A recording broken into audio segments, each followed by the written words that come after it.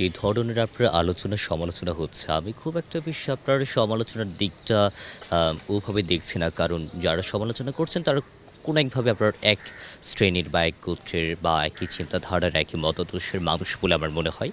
মূলত আমার কাছে কে কী বলছে এটা ডাজন্ট ম্যাটার। একদম শুরু থেকে একদম ডিরেক্ট আমি একদম স্ট্রেইট ফরওয়ার্ডভাবে বলি, আমার কাছে ম্যাটার করছে আমার স্টুডেন্ট যারা আছে এখানে, আমার ভাই বোন যারা আছে, সিনিয়র জুনিয়র যারা আছে, ক্লাসমেট, ব্যাচমেট যারা আছে, তাদের নিরাপত্তার কথা, হ্যাঁ?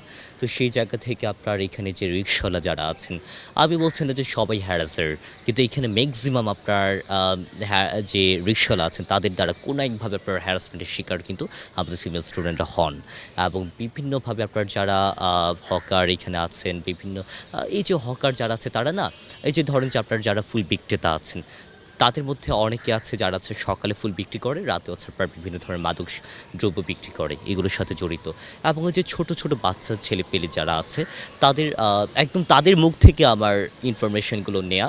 সো তারাও কিন্তু স্বীকার করেছে যে তারা হ্যাঁ, এগুলোর এক জায়গা থেকে আরেক জায়গায় কাউকে আপনার ৳৩০০, কাউকে ৳৫০০ দিয়ে তারা সেগুলো হচ্ছে আপনার বহন করছে। ধরেন যে বলল যে, "আমি তোমাকে ৳৫০০ দিচ্ছি, তুমি রমনা থেকে তুমি রমনা কালী মন্দির থেকে ওই জায়গা পর্যন্ত তুমি দিয়ে আসো এই ব্যাগটা, এখানে আপনার মাদকদ্রব্য আছে।" গতকাল একজনকে ধরলাম আপনার সে হচ্ছে আপনার একটা হচ্ছে নেশা জাতীয় কোনো একটা ট্যাবলেট খেয়ে একদম অজ্ঞান অবস্থায় পড়েছিল। পরে রাত ৩টার দিকে আমাদের সূর্যসেন হল সংসদের একজন সদস্য তাকে ছিনতাই করার জন্য টিএসসিতে ধরেছে সেই লোক, হ্যাঁ? এবং ওরা যে মাদকদ্রব্য, যে নেশা জাতীয় যে ট্যাবলেটটা তারা খায়, এটা খাওয়ার ফলে তাদের যে অনুভূতি, আপনি আঘাত করলে সেই অনুভূতি সে আর ফিল করবে না। যার মানে এইজন্য তারা এগুলো তারা খায় এবং আপনার এগুলো খেয়ে তারা মূলত রিস্কটা নেয় বলতে গেলে। সো সেই জায়গা থেকে আপনার বিভিন্ন শ্রেণী পেশার মানুষ হয়তোবা এখানে আছে যারা এখানে রোজগার করছে। আমি সেটা আমি জানি এবং তারা আমাদের কোনো একভাবে ইকোসিস্টেমের অংশ। অনেক, অনেক প্ল্যান আছে।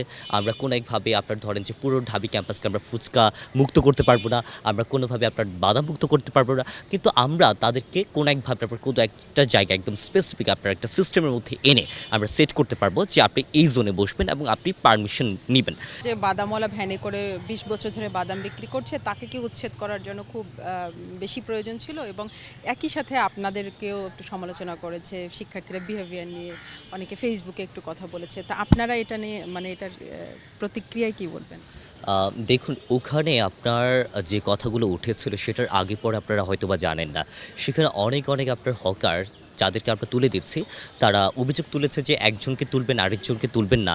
এটা তো হতে পারে না।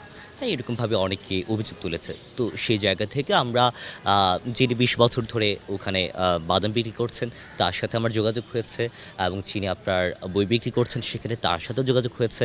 আমরা সবকিছু একটা স্ট্রাকচার মধ্যে নিয়ে আসছি যে কে কোথায় বসবে, আমরা সেরকমভাবে জোন ঠিক করছি। এমন না যে তাদেরকে একদম ডিরেক্ট, কিন্তু আপনার ধরেন যে রিয়েলিটি তো এগুলো অনেক কিছুই থাকে যে আপনার বলতে হয়। যখন আপনি সমানে সবাইকে মাপবেন, হ্যাঁ ঠিক আছে আপনি কালকে থেকে বসবেন না, হ্যাঁ, কিন্তু তারপরে আমরা যখন একটা স্ট্রাকচার মধ্যে নিয়ে আসতে পারবো। আমরা এখানে ধরেন যে ৫টা আমরা ফুচকার দোকান দিলাম, ২টো আমি ধরলাম যে বাদামের দোকান দিলাম। আপনি এখানে ডাব বিক্রি করবে ৩টা, আপনার ভাজা পোড়া বিক্রি করবে ৫টা। কথার কথা আরকি এরকম টাইপের। এখন এই কথাগুলো বললে আপনার মনে করবে যে কোন এক শ্রেণী বলবে কি যে তাদের নিজেদের মতাদর্শের মানুষ বসবে। না। মূলত যারা আপনার আগে বসতো তাদের মধ্যে সিলেকশনের মাধ্যমে এখানে বসবে, তাদের থেকেই বসবে। কিন্তু এখানে মূলত সিন্ডিকেট যাতে না হয় সেই জিনিসটা আমরা দেখছি। কারণ এখানে মূলত যাদেরকে আপনারা হকার হিসেবে দেখছেন, এটা খুব গুরুত্বপূর্ণ যে আপনার এখানে হয়তোবা যাকে আপনি হকার সেই আপনার ভ্যানের মালিক হিসেবে দেখছেন, সেই ফুচকা গাড়ির মালিক হিসেবে দেখছেন, সে আসলে সেই ফুচকা গাড়ির মালিক না। সে আপনার ওখানে চাকরি করছে। সে আপনার সেটার মালিক হচ্ছে আপনার ধরেন তার দোকান আপনার ২, ৩টা, ৪টা, ৫টা, ১০টা একাধিক দোকান, হ্যাঁ? তো এরকমভাবে একটা সিন্ডিকেট গড়ে উঠেছে। আমরা সেই সিন্ডিকেটগুলো ভাঙতে চাই। আমাদের এখানে ম্যাটার করছে আমাদের স্টুডেন্টরা কী চায়। আমরা স্টুডেন্টরা কোনোভাবে আপনার সমালোচনা করছেই না। বরং আপনি যদি পুরো ক্যাম্পাসের মধ্যে জরিপ করেন তাহলে আমার মনে হয়, আমি কনফিডেন্টলি বলি আমার এখানে 80% আপনার এটার সমর্থন করছে, এবং 20% কারা বাদ যাচ্ছে সেটা যদি বলি, যারা হচ্ছে মানবিকতার খাতিরে দেখছে, হ্যাঁ আমি অবশ্যই মানবিকতার খাতিরে সেই জিনিসটা অ্যাপ্রিশিয়েট করি। কিন্তু তাদের ভেতরের অনেক, অনেক ইন্টারনাল অনেক কিছু আছে যেগুলো আসলে বোঝা উচিত, কিন্তু খুব স্বাভাবিক এটা না জানাটা।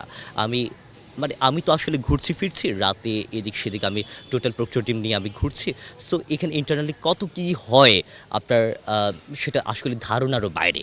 এগুলো অনেকে যারা আপনার মানবিক দৃষ্টিকোণ থেকে দেখে তারা এগুলো মানে এগুলো ফিল করাটা মানে এটা ফিল করতে না পারাটা খুব স্বাভাবিক।